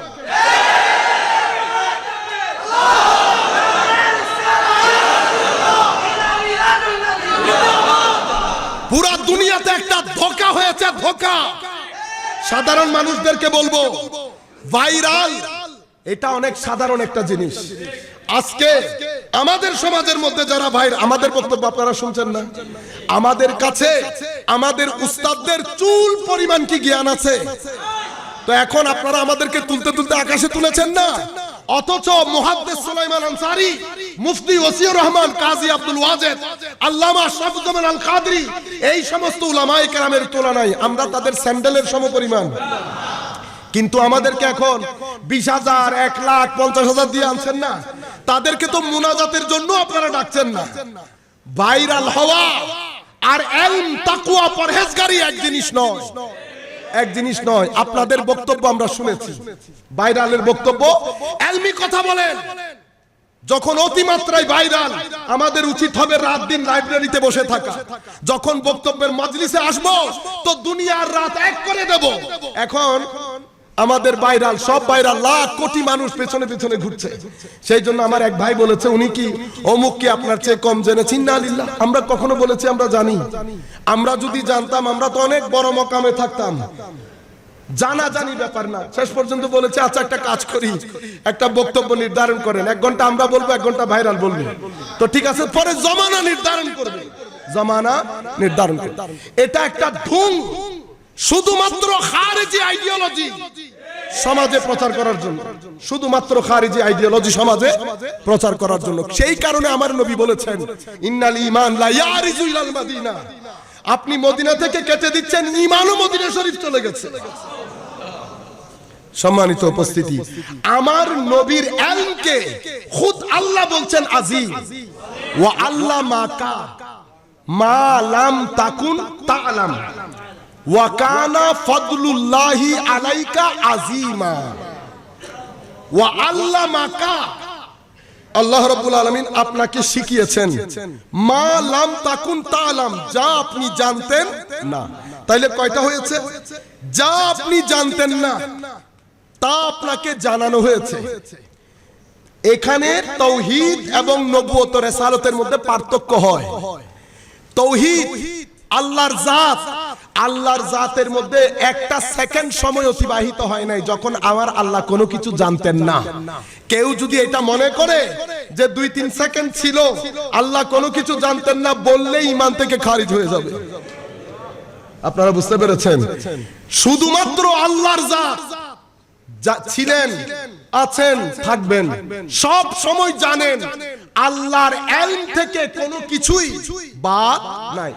কখনো এমন সময় অতিবাহিত হয় নাই যে আমার আল্লাহ জানতেন না। এটা শুধুমাত্র বান্দার শান। বান্দা একটা নির্দিষ্ট সময় পর্যন্ত জানেন না, অতঃপর জানেন। তো আমার আল্লাহ এখানে নবুয়ত আর তাওহীদ পার্থক্য করে দিয়েছে। কি? মা লাম তাকুন তা'লাম, যা আপনি জানতেন না। হাবিব আপনি কি কি জানতেন না? আমরা যা যা জানি না সব কিছু এখানে এসেছে। কি কি জানি না? স্রষ্টাকে দেখি নাই, স্রষ্টার ব্যাপারে জানি না। নবমণ্ডল ভূমণ্ডল দেখি নাই, নবমণ্ডল ভূমণ্ডলের ব্যাপারে জানি না। স্রষ্টার সৃষ্টির মধ্যে যা যা কিছু ঘটছে আমরা জানি না। উপরে নিচে যা কিছু হচ্ছে কোনো কিছুই জানি না। তো আমার আল্লাহ বলছেন হাবিব যা জানতেন না তা জানানো হয়েছে। তো কি জানানো হয়েছে?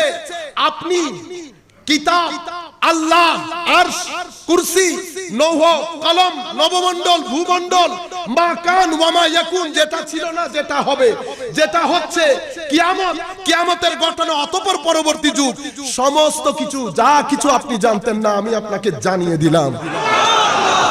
এই যে ইলম দিয়েছে এটাকে আল্লাহ নবুয়ত বলেছে। এই ইলমটাকে আল্লাহ কি বলেছেন? নবুয়ত। এরপরে আল্লাহ এটার উপর সিল মোহর দিয়েছেন, ওয়া কানা ফাদলুল্লাহি আলাইকা আযীমা। এমন জ্ঞান দান করেছেন, এটা আপনার উপর আল্লাহর ফদলে আযীম, ফদলে আযীম, বিশাল অনুগ্রহ। কে বলছেন? খুদ আল্লাহ বলছেন। তাইলে নবী পাকের দুইটা জিনিসকে আল্লাহ রাব্বুল আলামিন আযীম বলেছেন। একটা নবী পাকের আখলাক যেটা সিফাত ইলাহি, আর একটা আমার নবীর ইলম যেটাকে আমার আল্লাহ আযীম বলেছেন, যেটা নবুয়ত।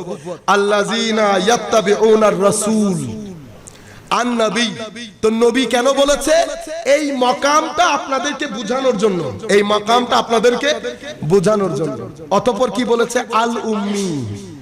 এখন যদি আপনি বলেন উম্মি মানি পড়তে জানেন না, তো রাসূল মানি হচ্ছে, এখন রাসূল, রাসূল কাকে বলে? রাসূল রাসালাল লাবান। গরুর আপনার গাভীর দুধ দহন করি না, 20 কিলো 30 কিলো দুধ পড়ে। আপনি যখন বাতে হাত দেন শিরশির করে দুধ পড়তে থাকে না কন্টিনিউয়াসলি। এই যে কন্টিনিউয়াস দুধ পড়ে এটাকে রাসাল বলে আরবিতে, রাসালাল লাবান। এখান থেকে রাসূল বলা হয়। কেন? যেভাবে বাট চিপে ধরলে সুর করে কন্টিনিউয়াস দুধ পড়তে থাকে, তো রাসূলের সিনার উপর ওহী ইলাহির বারিশ এভাবে পড়ে কন্টিনিউয়াসলি। সেই কারণে সেই সিনাকে আল্লাহ রাসূল বলেছেন। কি বলেছেন? ওহী ইলাহি। কি ওহী ইলাহি? হচ্ছে ইলমে ইলাহি। তো যেই সিনার মধ্যে আল্লাহ ইলমে ইলাহি ঢালেন, যেই সিনার মধ্যে আল্লাহ কন্টিনিউয়াসলি ইলমে ইলাহি ঢালেন, কন্টিনিউয়াস যার সাথে আল্লাহ কথা বলেন তাকে আল্লাহ রাসূল বলেছেন। এখন রসুলের মধ্যেও জ্ঞানের সমুদ্র, এলমের মধ্যেও জ্ঞানের সমুদ্র, নবীর মধ্যেও জ্ঞানের সমুদ্র। এখন উম্মি কেন বলেছেন আল্লাহ? এই আয়াতের সাথে উম্মি কি যায়? আপনি যদি বলেন উম্মি মানি পড়তে জানেন না, লিখতে জানেন না, তো এই আয়াতের মধ্যে উম্মি যাবে? আপনি নিজে চিন্তা করে দেখেন, আল্লাহ এখানে উম্মি কেন বলেছেন? কারণ এখানে উম্মি কোনোভাবেই যায় না। আমি নিজে বসে অনেক চিন্তা করে দেখেছি এখানে উম্মিকে কোনোভাবে ফিট করা যায় কিনা, যেই অর্থে আমরা ব্যবহার করি। কোনটা? পড়তেও জানেন না, লিখতেও জানেন না। যদি এই অর্থ নেই, কারণ যদি বলি পড়তেও জানেন না, লিখতেও জানেন না, তো নবীকে কি বলবেন? কারণ নবী হচ্ছে মুআল্লাম, ঐশীভাবে শিক্ষিত। শিক্ষা কে দিয়েছেন? মুআল্লিম। মুআল্লিম শিক্ষক, মুআল্লাম ছাত্র। তো মুআল্লাম ঐশীভাবে শিক্ষিত। তো ঐশী শিক্ষিতের শিক্ষক কে? কো মুআল্লিম। কো শিক্ষক কে? কো আর রহমান। আর রহমান yani আল্লাহ মুহাম্মদুর রাসূলুল্লাহর শিক্ষক। কি শিক্ষা দিয়েছেন? কো আল্লামাল কুরআন। রহমান নবীকে কোরআন শিক্ষা দিয়েছেন। আলিফ বা পড়িয়েছেন? না না না না। কোরআনকে জিজ্ঞেস করেন, কোরআন আপনার পরিচিতি। কোরআন বলছে তিবিয়ানুন লিকুল্লি শাই। রুয়ে জমিনের মধ্যে যা কিছুকে আপনি কিছু বলেন, সব কিছুর স্পষ্ট বর্ণনা আমি কোরআন ধারণ করি। লা রাতবিন ওয়ালা ইয়াবিসিন ইল্লা ফি কিতাবিম মুবিন। শুকনো ভিজা অর্থাৎ সব কিছুর জ্ঞান আল্লাহ কোরআনের মধ্যে দিয়েছেন। এখন সব কিছুর জ্ঞান কোরআনের মধ্যে আছে। সেই কোরআন আল্লাহ শিক্ষা দিলেন কাকে? মুহাম্মদুর রাসূলুল্লাহ সাল্লাল্লাহু আলাইহি ওয়াসাল্লামকে। শুধু শিক্ষা দিয়েছেন? হায় হায় হায়। তো শিক্ষা দিলে ভুলে যাওয়ার সম্ভাবনা আছে না? ভুলেও তো যেতে পারে। আবার আল্লাহ বলছেন ওয়ানুকরিউ সানুকরিউকা ফালা তানসা। এমন ভাবে পড়ানো হবে আপনি ভুলে যাবেন না। তো কোরআন শিক্ষা দিলেন, শিক্ষা কে দিলেন? আল্লাহ।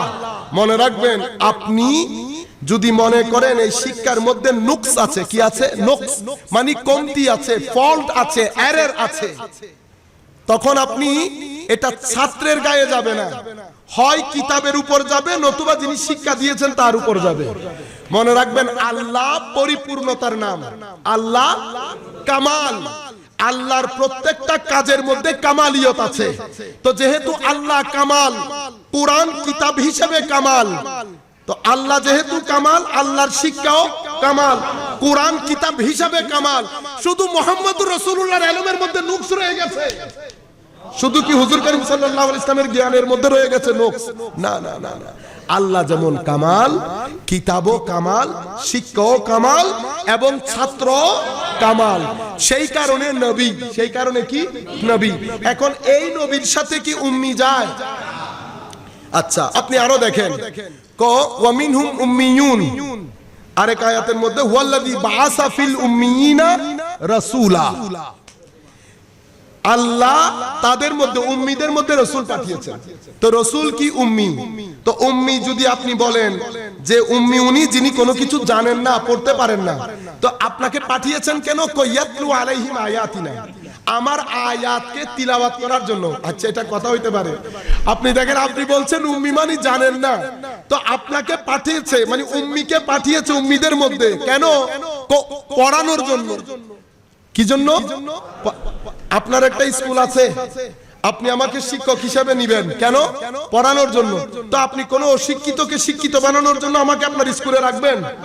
তো আপনার মধ্যে এত বুদ্ধি, সেই বুদ্ধি আল্লাহর কাছে নাই। আল্লাহ একটা পুরা গোষ্ঠীকে শিক্ষিত করার জন্য একজন অশিক্ষিত পাঠিয়েছেন। এটা আপনার বোধ, এটা বুদ্ধি মাথার মধ্যে, এটা হয় কখনো? আমার নবী লিখেন নাই, আমার নবী লিখতে পারে না অথবা লিখেন না, দুইটা কি এক জিনিস? নবী পাক সাল্লাল্লাহু আলাইহি ওয়াসাল্লাম যদি লিখতেন, আমার নবীর লেখা এবং পবিত্র কোরআন, আপনি বুঝতে পারতেছেন ঘটনা কোথায় গিয়ে দাঁড়াইতো? মুসলমান কোরআন রাখতো না নবী পাকের হ্যান্ডরাইটিং লাগতো? সেই কারণে, আর আমার নবী যদি লিখতেন কোরআনে পাকের মধ্যে যেহেতু উম্মি আমার বিষয় না, যেহেতু উম্মি বিষয় না, যদি উম্মি বিষয়ের মধ্যে যেতাম তো কোরআনে পাকের মধ্যে পুরো উম্মি কনসেপ্ট আমি আপনাদের সাথে তুলে ধরতাম। আমি শুধু আপনাদেরকে বলছি কোরআনে পাকে স্পষ্ট করেছে যে আপনি যদি লিখতেন তো এই কাফেররা বলা বলি করতো আপনি নিজ থেকে কোরআন লিখেছেন, সেই জন্য আপনাকে দিয়ে লেখানো হয় নাই। আচ্ছা, কোরআনে পাকের মধ্যে আল্লাহ রাব্বুল আলামিন বলেছেন আপনি এই কোরআন কোত্থেকে শিখেছেন? এই কোরআন ওয়া ইন্নাকা লা তুলাক্কাল কোরআন মিন লাদুন হাকিমিন আলিম, মিন লাদুন হাকিমিন আলিম। এই কোরআন আপনি শিখেছেন কার কাছ থেকে? অত্যন্ত হিকমতপূর্ণ মহাজ্ঞানী মাওলায়ে কারীম থেকে। তো মহাজ্ঞানী এবং মহা হাকিম রব্বুল আলামিন থেকে আপনি কোরআন শিখেছেন। সেই কোরআন আবার তিবিয়ানুল লিকুল্লি শাই। এখন যদি আপনি রসুলে পাকের এলমের উপর কথা বলেন তাহলে সেটা রসুলে পাকের এলমের মধ্যে যাবে না। কোথায় যাবে? এখানে রসুলে পাক সাল্লাল্লাহু আলাইহি ওয়াসাল্লাম বশরের মধ্যে এসেছেন, সেখানে বশরের ঢঙে জিন্দেগি অতিবাহিত করেছেন। কেন? যাতে সবার জন্য অনুকরণীয় অনুসরণীয় হন। কিন্তু নবী করিম সাল্লাল্লাহু আলাইহি ওয়াসাল্লামের এই অবস্থা দেখে অনেক লোক, আশপাশের অনেক লোক ভুল বুঝেছে। কি করেছে? ভুল বুঝেছে। তারা বলেছে উনি নাকি সবকিছু জানেন, তো আমরা যে মুনাফিক, কই আমাদেরকে তো চিনেন না। উনি তো বলছেন উনি সব জানেন, বুঝেন তো কই আমরা যে মুনাফিক আশেপাশে ঘুরছি, এগুলা মুনাফিকদের কথা। তো একদিন আমার নবী কি করেছেন দেখেন। হযরত আনাস বিন মালিক রাদিয়াল্লাহু তাআলা আনহু কর্তৃক বর্ণিত এই হাদিস মুত্তাফাক আলাইহি, বুখারী মুসলিম শরীফের রিওয়ায়াত। একদিন হুজুরে করিম সাল্লাল্লাহু আলাইহি ওয়াসাল্লাম যোহরের নামাজ পড়তে এসেছেন। যোহরের নামাজের পরে মিম্বরে দাঁড়ালেন। কেন? কারণ লোকজন আমার নবীর এলমের ব্যাপারে কথা বলছিল, বলা বলি করছে, কিছু জানেন না, এই ধরনের কথা আমরা সমাজে বলি না। তো যখন শানে রিসালাতের মধ্যে কথা হয়, তো আমার নবী কি করেছেন? নামাজ দোয়া পড়ে আমার নবী সাল্লাল্লাহু আলাইহি ওয়াসাল্লাম মিম্বরের মধ্যে দাঁড়িয়েছেন। মিম্বরে দাঁড়িয়ে আমার নবী তখন বলেছেন মান আহাব্বা আই আসআল আন শাইইন ফালিয়াসআল আন। কেউ কোনো কিছু জানতে চাইলে, কেউ কোনো কিছু জানতে চাইলে আমি মিম্বরে থাকতে থাকতে আমাকে জিজ্ঞেস করো, যা জিজ্ঞেস করবে, যা জিজ্ঞেস করা দরকার। তো যখন যা জিজ্ঞেস করতে বলেছে, আমার নবী এরিয়া ঠিক করে দেয় নাই। সেটা ম্যাথস হোক, ফিজিক্স হোক, কেমিস্ট্রি হোক, অ্যাস্ট্রোবায়োলজি হোক, বায়োলজি হোক, অ্যাস্ট্রোফিজিক্স হোক, আলট্রা মডার্ন যেই কোনো বিষয় আপনার জানার প্রয়োজন, আপনি প্রশ্ন করুন। তখন হায় হায় ওই সাহাবায়ে কেরাম আদব দেখেন। আমরা হলে একটা একটা প্রশ্ন করতাম, সাহাবায়ে কেরাম কি করছেন? সবাই পুরো মসজিদ জুড়ে সাহাবায়ে কেরাম কান্দা শুরু করলেন। কাদার আওয়াজ বাড়তে লাগলো। আমার নবী আরো উচ্চ স্বরে বলতে লাগলেন, হে মানুষ, যার যা কিছু প্রয়োজন প্রশ্ন করো, তোমরা আমার ইলম নিয়ে, আমার ইলম নিয়ে। আমি তো ভদ্রতার খাতিরে, আমি নম্রতার খাতিরে, আমি জুহদের খাতিরে, ইখলাসের খাতিরে কথা কম বলি। তার মানে এই না মাওলায়ে কারীম রিসালাত এবং নবুয়তের ইলম দিয়ে আমি নবীর সিনাকে এমন ভাবে ভরপুর করেছে, আদম বলো, ঈসা বলো, মুসা বলো, সমস্ত আম্বিয়ায়ে কেরামের নবুয়ত আমি নবীর নবুয়তের সমুদ্র থেকে ফুটেছে। কুল কায়নাতের অস্তিত্ব আমি নবীর উজুদ থেকে ফুটেছে। শুধু আমি কথা কম বলি ইখলাসের কারণে, আমি অহংকার করি না। তোমরা যেহেতু কথা শুরু করেছো, সেই কথার শেষ আমাকে করতে হবে। আমি তোমাকে দেখাতে চাই আমার আল্লাহ আমার সিনার ইলমকে কি পরিমাণ প্রশস্ত করেছেন। যা মন চাই প্রশ্ন করো। এক সাহাবায়ে কেরাম কাঁদা শুরু করলেন। হযরত ফারুক আজম আমার নবীর দরবারে এসে বলছেন, ইয়া রাসূলুল্লাহ, আমরা আপনাকে মানি, আমাদের কোনো প্রশ্নের দরকার নাই, তবু আমার নবী বলছেন, হে মানুষ, প্রশ্ন করো। এক ব্যক্তি উঠে বলেছেন, ইয়া রাসূলুল্লাহ, বলেন দেখি আমার বাবাকে, বলেন দেখি আমার বাবাকে। আমার নবী বলছে, তুমি যাকে বাবা বলো সে তোমার বাবা না, তোমার বাবা অমুকের ছেলে অমুক। সে তখন তার মার কাছে গিয়েছে তলোয়ার হাতে নিয়ে। শোনো মা, মুহাম্মদুর রাসূলুল্লাহর ধর্ম আমি মানি না সেটা ঠিক, কিন্তু মুহাম্মদুর রাসূলুল্লাহ কখনো ভুল কথা বলে না। তুমি আমার নবী এই কথা বলেছে মুহাম্মদুর রাসূলুল্লাহ, হয় সত্য বলবা নতুবা গর্দান উড়িয়ে দেব। তখন মা বলেছে, তুমি যাকে বাবা বলে জানো, তোমার বাবার কাছে বাবা হওয়ার মতো যোগ্যতা নাই। আমি অমুক থেকে তোমাকে নিয়েছি, তুমি তার সন্তান। মুহাম্মদুর রাসূলুল্লাহ সাল্লাল্লাহু আলাইহি ওয়াসাল্লাম কুরবান যায় শানের রিসালাত পেয়ে আমার নবী ওই দিন এমন ঘটনাও বলেছেন যেটা মা ছাড়া কেউ জানে না। বদ্ধ করে কি ঘটনা ঘটেছে সেটা আমার নবীর দেখার বিষয়। হে মানুষ, শানে নবুয়ত এক আযীম মর্তবার নাম, শানে নবুয়ত এক আযীম মঞ্জিলার নাম, এক আযীম সম্মানের নাম। আজকের যুগ পর্যন্ত, এখনকার সময় পর্যন্ত কেউ যদি ইখলাসের সাথে, ইশকের সাথে, মুহাব্বতের সাথে কোন ঘরের কোনায় বসে আসসালাতু আসসালামু আলাইকা ইয়া রাসূলুল্লাহ, একদিন, দুই দিন, তিন দিন, সময় এমন আসে আমার নবী পর্দা তুলে দেন, আমার নবী হিজাবাত তুলে দেন। এমন অনেক রুয়ে জমিনের মধ্যে মানুষ পাবেন যাদের সালামের জবাব মদিনায়ে মুনাওয়ারা থেকে আমার নবী দান করেন। সম্মানিত উপস্থিতি, শানে নবুয়ত এত ছোট বিষয় না। জড়বাদিতা আমাদের ঈমান কেটে দিচ্ছে, জড়বাদিতা রাসূল পাকের সাথে আমাদের সম্পর্ক কেটে দিয়েছে, যাই নামাজের সাথে আমাদের সম্পর্ক কেটে দিয়েছে। আমাদের যুবকদেরকে বোঝানো হচ্ছে নবী আমাদের মতো, নবী অমুকের মতো, নবী দুশাগুনে মানুষ। হে মানুষ, নবী পাকের শান, নবী পাকের মান, নবী পাকের ইজ্জত, নবী পাকের আদব, নবী পাকের মুহাব্বত, নবী পাকের প্রতি ইজ্জত ঈমানের জান, ঈমানের মূল কেন্দ্র। এই জায়গা থেকে যদি তিল পরিমাণ কেউ সরে যায়,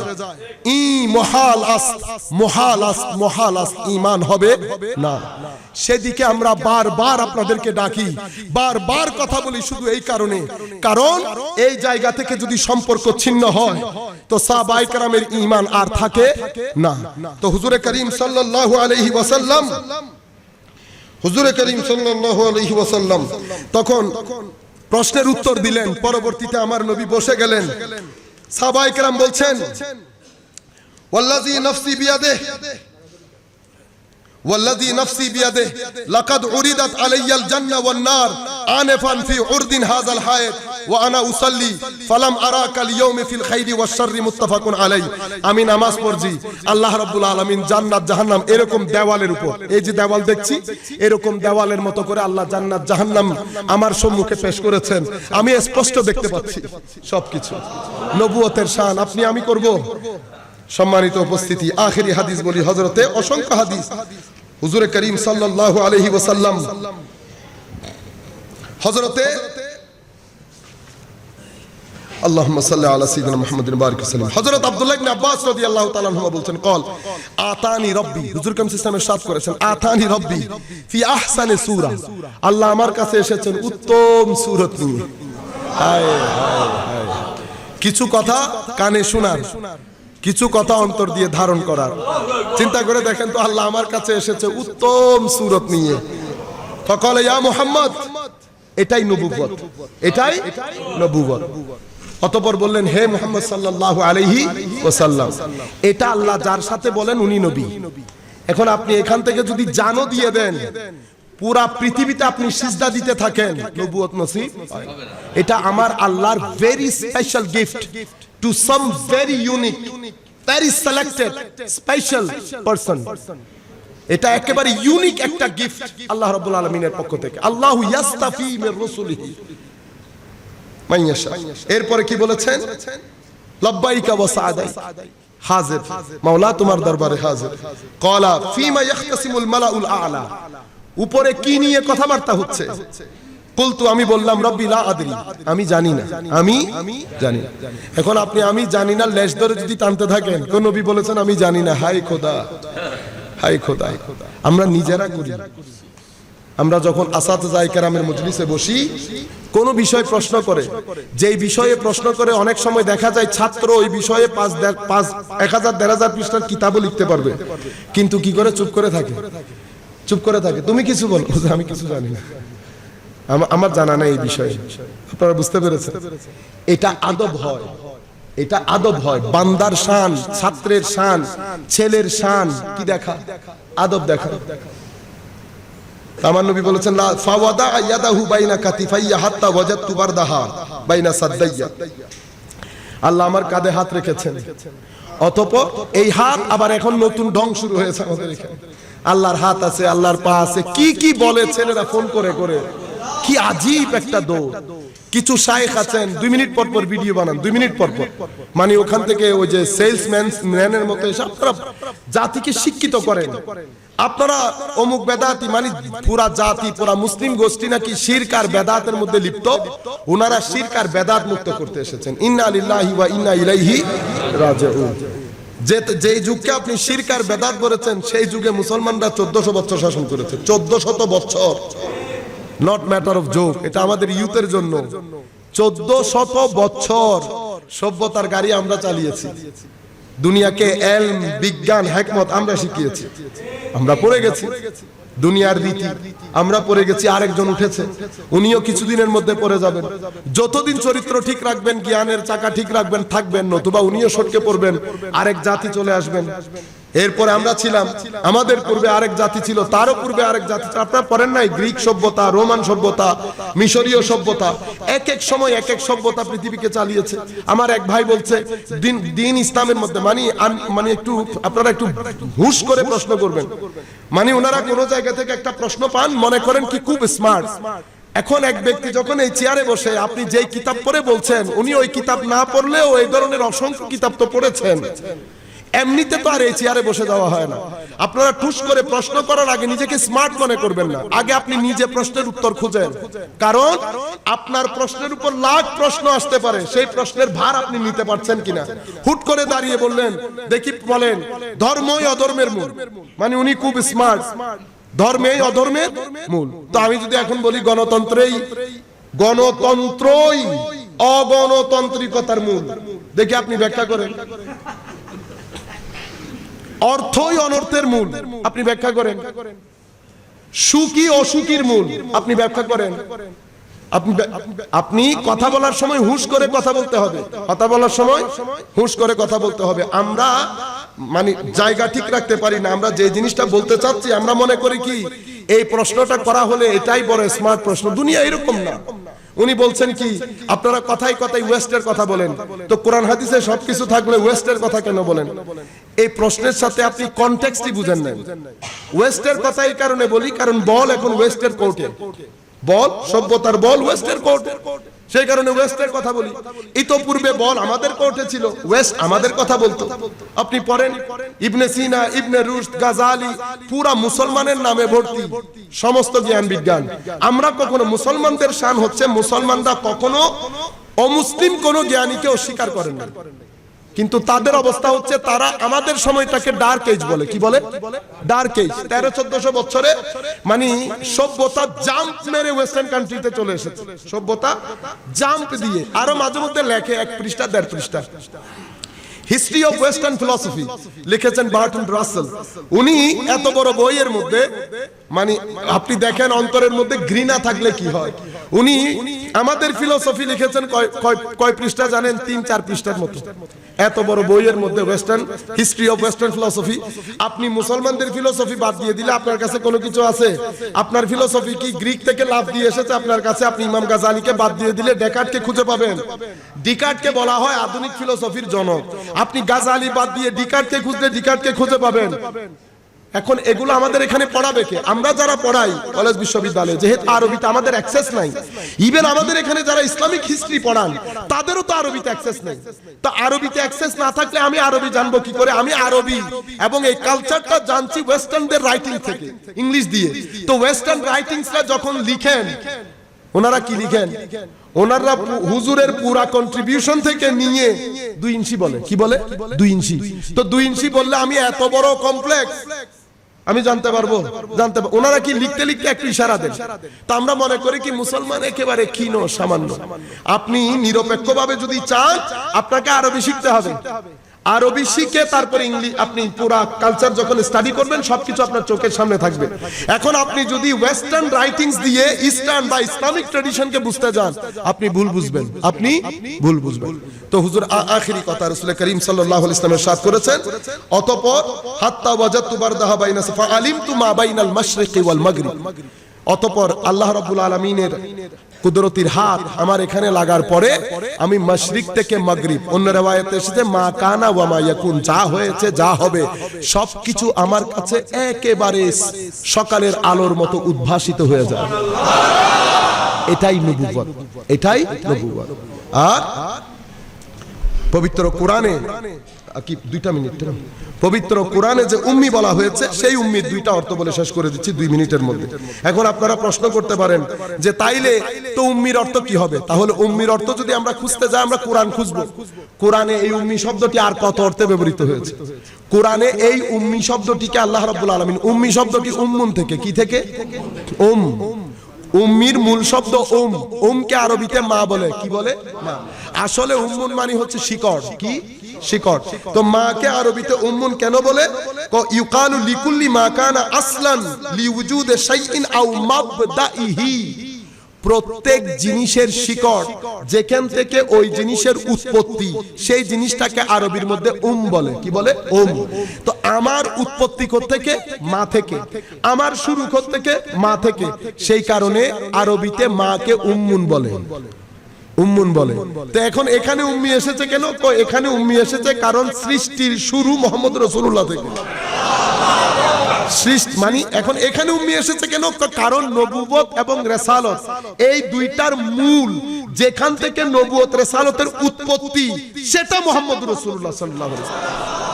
সেটা আমাদেরকে আয়াতে কোরআনই বলছে, ওয়াইযাল্লাহু মিসাকান নাবিয়্যিন। এই আয়াতের মধ্যেই বলা হচ্ছে তোমরা যদি মেনে নাও নবী, না মানলে নাই। হযরত ঈসা আলাইহিস সালাম, ইয়াহইয়া আলাইহিস সালাম, সমস্ত আম্বিয়ায়ে কেরামের তাবলীগ দেখলে আমরা বুঝতে পারি যে নবুয়তের মাবদা মুহাম্মদ রাসূলুল্লাহ সাল্লাল্লাহু আলাইহি ওয়াসাল্লাম। উম্মুনের আরেকটা অর্থ আরবির মধ্যে, এই যে আমরা উম্মুল কোরা বলি না, মক্কা শরীফকে উম্মুল কোরা কি বলি? আদি জনপদ। তো উম্মুল কোরাকে উম্মুল কোরা বলা হয় কেন?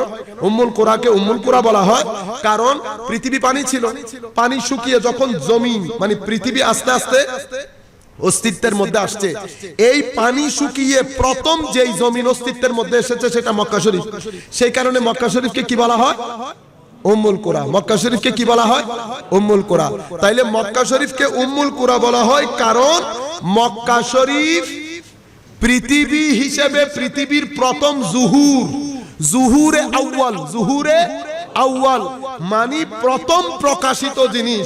তো নবুয়ত এবং রিসালাতের আকাশে প্রথম প্রকাশিত নবুয়ত এবং রিসালাতের নাম মুহাম্মদুর রাসূলুল্লাহ সাল্লাল্লাহু আলাইহি ওয়াসাল্লাম। সেই কারণে আর রাসূল, আর নবী, আল উম্মি, আখেরি। এরপরে আপনি দেখেন না, লৌহে মাহফুজকে কি বলা হয়? উম্মুল কিতাব। উম্মুল কিতাব কেন বলা হয়?